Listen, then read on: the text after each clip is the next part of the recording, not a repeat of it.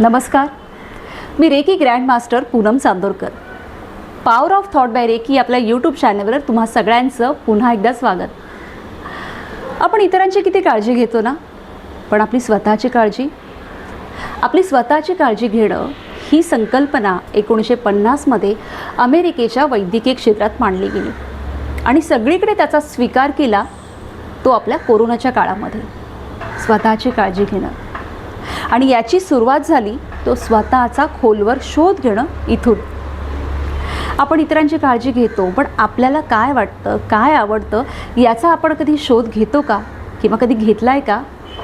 आणि म्हणूनच आपलं इतरांशी नातं कसं आहे त्याहीपेक्षा आपलं आपल्या स्वतःशी नातं कसं आहे हे खूप महत्त्वाचं असतं आणि आपलं आयुष्य हे त्याच्यावरच डिपेंड असतं.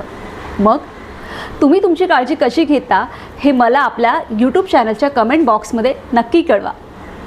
पुन्हा भेटूया लवकरच. तोपर्यंत धन्यवाद.